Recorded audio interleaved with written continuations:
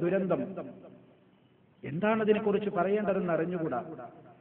നാം മനസ്സിലാക്കുക, ഗൗരവത്തോടുകൂടി നരകത്തിൽ കാത്തിരിക്കുകയാണ്, ധിക്കാരികളെ പിടിച്ചൊതുക്കാൻ സഈർ കാത്തിരിക്കുകയാണ്, ഹുത്തമ കാത്തിരിക്കുകയാണ്, ലള കാത്തിരിക്കുകയാണ്, സഈർ കാത്തിരിക്കുകയാണ്, ജഹീം കാത്തിരിക്കുകയാണ്, ഹാവിയ കാത്തിരിക്കുകയാണ്. ഇതൊക്കെയും നരകത്തിയുടെ ഗൗരവമായിക്കൊണ്ട് അള്ള പറഞ്ഞ പേരുകളാകുന്നു. പിടിച്ചു കുലുക്കുന്ന, തകർത്തെറിയുന്ന, ഇടിച്ച് പരുവത്തിലാക്കുന്ന ഹുത്തമ എന്നൊക്കെ വിശുദ്ധ ഖുർആൻ പറഞ്ഞ അതിഗൗരവമായ എന്തെല്ലാം വൃത്തികേടുകളിലേക്കാണ് നമ്മൾ പോകുന്നത്. ഞാൻ ഇന്ന് ഖുതുബയിൽ സൂചിപ്പിച്ചത് ഓർമ്മപ്പെടുത്തുകയാണ്. ശ്രദ്ധിച്ചിട്ടില്ലാത്ത ഏതെങ്കിലും ആളുകളുണ്ടെങ്കിൽ ഓർമ്മപ്പെടുത്തുകയാണ്. ഈ 2-3-4 ദിവസം കഴിഞ്ഞാൽ ഇതാ മുസ്ലിമിനെ നശിപ്പിക്കാൻ വേണ്ടി പിശാച് വല വിരിച്ചു കഴിഞ്ഞിരിക്കുന്നു. ഈ ശബ്ദം ശ്രവിക്കുന്ന മുഴുവൻ സഹോദരനോടും സഹോദരിയോടും പറയട്ടെ, ചെകുത്താൻ വല വിരിച്ചിരിക്കുകയാണ്. 1 മാസം കൊണ്ട് നിങ്ങൾ നിസ്കരിച്ച തറാവീഹ് നിസ്കാരം, നിങ്ങൾ ഓതിയ ഖുർആൻ, നിങ്ങൾ കൊടുത്ത സദഖ, നിങ്ങൾ ഉണ്ടാക്കിയ തഖ്വ, നിങ്ങളുടെ ജീവിതത്തിൽ ഉണ്ടാക്കിയ ശുദ്ധീകരണം, കരഞ്ഞു കലങ്ങിക്കൊണ്ട് നിങ്ങൾ അല്ലാഹുവിന്റെ മുമ്പിൽ സമർപ്പിച്ചിട്ടുള്ള നിങ്ങളുടെ തൗബ, അതെല്ലാം തകർത്തെറിയാൻ വേണ്ടി ശവ്വാലിന്റെ ദിവസം അതാ പല കക്ഷികളും പല സ്ഥലങ്ങളും ബുക്ക് ചെയ്ത് കഴിഞ്ഞിരിക്കുന്നു.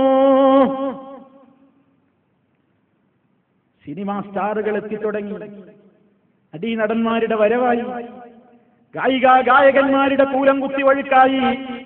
മുസ്ലിമേ, അല്ലാഹുവിനെ ഭയമുണ്ടോ? ഇതുവരെ പറഞ്ഞ ജഹന്നമിനെ പേടിയുണ്ടോ?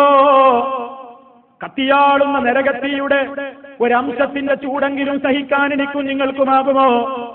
അല്ലാഹു റബ്ബുൽ ആലമീൻ തന്ന ഈ കണ്ണുകൊണ്ട് വീടിന്റെ അകത്തിരുന്നിട്ടാണെങ്കിലും പുറമേക്ക് പോയിട്ട് പൊതു സദസ്സിൽ വെച്ചിട്ടാണെങ്കിലും കണ്ണുകൊണ്ട് വ്യഭിചരിക്കാൻ മുസ്ലിമേ ഇനിയും തീരുമാനമുണ്ടോ മനസ്സിലെങ്കിൽ?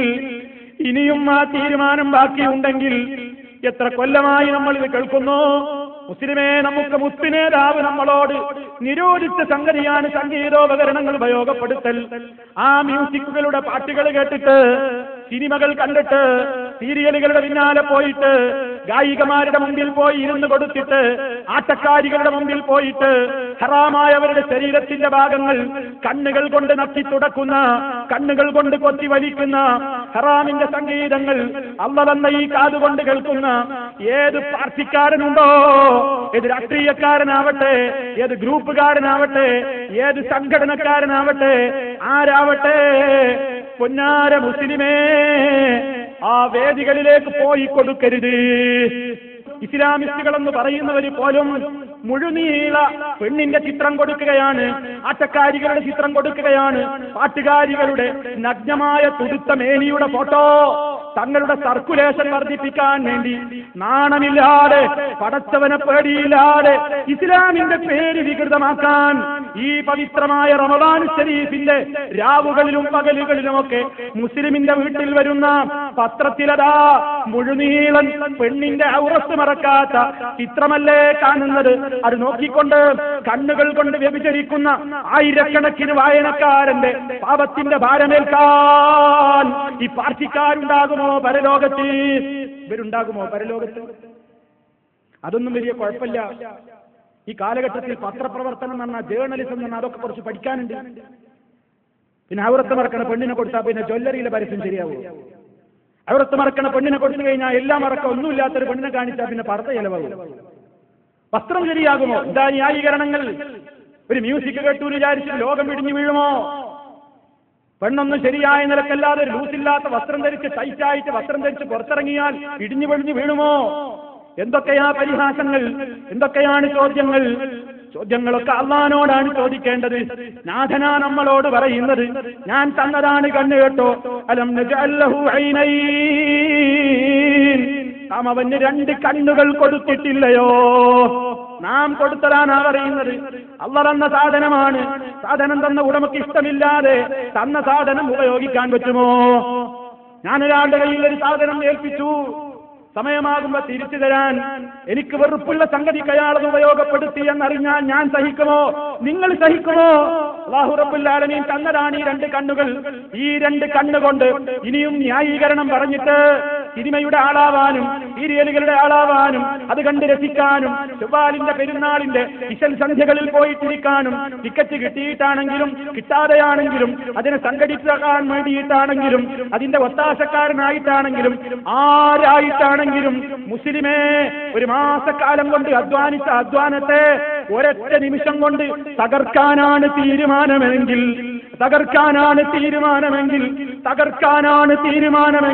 ശുദ്ധ ഖുർആൻ പറയുന്നു ഫഇന്ന ജഹന്നമ ലമൗഇദുഹും അജ്മഈൻ. എല്ലാവർക്കും അവിടെ വെച്ച് കാണാം, ജഹന്നമിൽ കാണാം. ഫകുബ്കിബൂ ഫീഹാ ഹും വൽ ഗാവൂൻ വജുനൂദു ഇബ്ലീസ് അജ്മഊൻ. ഇബ്ലീസിനെ സ്നേഹിച്ച് അല്ലാഹുവിന്റെ റസൂൽ പറഞ്ഞ വാക്കുകളെയൊക്കെ പുറങ്കാല് കൊണ്ട് ചവിട്ടിയിട്ട് മാറ്റിവെച്ചിട്ട് ഇബ്ലീസിന്റെ വ്യാഖ്യാനങ്ങൾ കേട്ടിട്ട് അതൊന്നും കുഴപ്പമില്ലെന്ന് പറഞ്ഞ് കണ്ണിന് ആനന്ദം കൊടുക്കാൻ വേണ്ടി ഇത്തരത്തിലുള്ള പിശാചിന്റെ വേദികളിലേക്ക് ഇനിയും പോകാൻ തന്നെയാണ് തീരുമാനമെങ്കിൽ, ഇനിയും അതിന് തന്നെയാണ് ഭാവമെങ്കിൽ ഒന്നും പറയാനില്ല. ഉത്തരവാദിത്വം നിർവഹിക്കപ്പെട്ട് കഴിഞ്ഞുവെന്ന് മാത്രമേ വിനീതമായി ഓർമ്മപ്പെടുത്തുന്നുള്ളൂ. നരകം അവരെ കാത്തിരിക്കുന്നു, ജഹന്നം കാത്തിരിക്കുന്നു. അതൊക്കെ അവിടെ എത്തുമ്പോ കാണാമെന്ന് പറയാൻ മാത്രം, ഈ നരകത്തിയെ ഞങ്ങളങ്ങ് സഹിച്ചോളാമെന്ന് പറയാൻ മാത്രം. ഫമാ അസ്ബറഹും അലന്നാർ, ഈ നരകത്തെ ഞങ്ങളങ്ങ് സഹിച്ചോളാമെന്ന് പറയാൻ മാത്രം ധിക്കാരം ഇവർക്ക് എങ്ങനെയുണ്ട്, എങ്ങനെ ഇവർക്ക് മനസ്സ് വരുന്നു? ഖുർആനിന്റെ ചോദ്യമാണ്, എന്റെയും നിങ്ങളുടെയും മനസ്സിനെ പിടിച്ചു കുലുക്കുന്ന ചോദ്യം. ഒറ്റക്കൊറ്റക്ക് കബറിൽ കിടക്കണം. അന്ന് ഈ സിനിമയും സീരിയലിനെയൊക്കെ പലതിനും ഉപയോഗപ്പെടുത്താ എന്ന് പറഞ്ഞ് പെണ്ണിനെ കൊണ്ട് പാടിക്കുന്ന ആടിക്കുന്ന ശരീരം പുറത്തേക്ക് കാണിച്ചുകൊണ്ട് പരസ്യം കൊടുക്കുന്ന സർക്കുലേഷന് വേണ്ടി അങ്ങനെയുള്ള പ്രവർത്തനങ്ങൾ നടത്തുന്ന ഒരു പാർട്ടിക്കാരനും ഒരു നേതാവും നിങ്ങൾക്ക് വക്കാലത്ത് പറയാൻ കബറിൽ ഉണ്ടാവില്ല. പടച്ചോനെ പേടിയുണ്ടോ? അള്ളാനെ ഭയമുണ്ടോ? ജഹന്നം പേടിക്കുന്നുണ്ടോ? റബ്ബേ നിന്റെ നരകം വരെ സഹിക്കാൻ ഞങ്ങൾക്കാവില്ല, ആ ബോധമുണ്ടോ? ഈ രാത്രിയിൽ തീരുമാനമെടുക്കണം അള്ളാന്റെ മുമ്പിൽ. അല്ലാ, ഞാൻ ഒരുപാട് ചെയ്തു പോയവനാണ്, ഈ കണ്ടുകൊണ്ട് നിനക്ക് ഇഷ്ടമില്ലാത്തത് പറഞ്ഞവനാണ്, കേട്ടവനാണ്. നാഥാ അഫ്വ് തരണം. അല്ലാഹുമ്മ ഇന്നക അഫ്വുൻ. നാഥാ നീ ഏറെ പൊറുക്കുന്നവനല്ലേ, ഏറെ മാപ്പ് ചെയ്യുന്നവനല്ലേ. തുഹിബ്ബുൽ അഫ്വ, ഈ മാപ്പ് നിനക്ക് വലിയ ഇഷ്ടമല്ലേ. ഫഅഫു അന്നീ, എനിക്ക് മാപ്പ് തരണം അല്ലാ. ഈ രാത്രിയിൽ പറഞ്ഞോളൂ സഹോദരന്മാരെ, സാധുവായ ഞാൻ നിങ്ങളോട് ഓർമ്മപ്പെടുത്തുകയാണ്, എല്ലാവരോടും പറയുകയാണ്, നിങ്ങൾ എനിക്ക് വേണ്ടി നരകമോചനത്തിന് വേണ്ടി പ്രാർത്ഥിക്കണം. നിങ്ങൾക്ക് എല്ലാവർക്കും വേണ്ടി ഈ ഉള്ളവനും അത് പ്രാർത്ഥിക്കും തീർച്ചയാണ്. ഒരാൾ മറ്റൊരാൾക്ക് വേണ്ടി പ്രാർത്ഥിക്കുന്നത് നമുക്ക് വലിയ ലാഭമുള്ള സംഗതിയാണ്, വലിയ ലാഭമുള്ള കാര്യമാണ്. തന്റെ സഹോദരന്റെ സാന്നിധ്യത്തിൽ ഒരാൾ മറ്റൊരാൾക്ക് വേണ്ടി ദുആ ചെയ്യുകയാണെങ്കിൽ തനിക്ക് വേണ്ടി പ്രാർത്ഥിക്കുമ്പോഴില്ലാത്ത ഒരു മഹത്വം നബി സല്ലല്ലാഹു അലൈഹി വസല്ലം പറഞ്ഞത്, ഞാൻ എന്റെ സഹോദരന്റെ സാന്നിധ്യത്തിൽ അയാളുടെ നന്മക്ക് വേണ്ടി പ്രാർത്ഥിക്കുമ്പോഴൊക്കെ എന്റെ അടുക്കൽ ഒരു മലക്ക് നിൽക്കുന്നുണ്ട്, ഞാൻ അയാൾക്ക് പുറത്തു കൊടുക്കണേ അല്ലാ എന്ന് പറയും.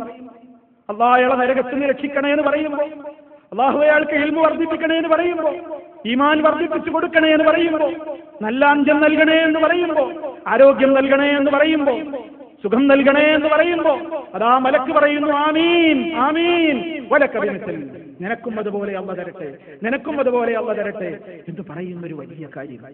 പ്രാർത്ഥിക്കുക നമ്മൾ.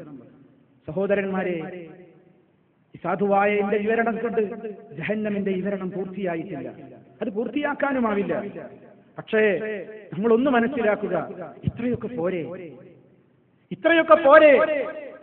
ബുദ്ധിയുള്ളവന്, ചിന്തിക്കുന്നവന് ഇനിയും നമ്മുടെ അന്ധവിശ്വാസങ്ങളിലും അനാചാരങ്ങളിലും നമ്മുടെ കച്ചവടങ്ങളിലെ കുഴ്ത്തിവെപ്പുകളിലും കരിഞ്ചന്തകളിലും നുണപറയലുകളിലും ജീവിതത്തിന്റെ ശുദ്ധിയില്ലായ്മയിലും കണ്ണുകൾ കൊണ്ടും കാതുകൾ കൊണ്ടും നാവ് കൊണ്ടുമൊക്കെ വ്യഭിചരിക്കുന്ന അവസ്ഥയിലും ഇനിയും പെടാപ്പാടുപെടുന്ന ഒരു ജീവിതത്തിൽ തന്നെയാണ് തുടരാൻ ഭാവമെങ്കിൽ വല്ലാഹി വല്ലാഹി അതാ അറിയിപ്പ് നമ്മൾക്ക് കിട്ടിക്കഴിഞ്ഞിരിക്കുന്നു.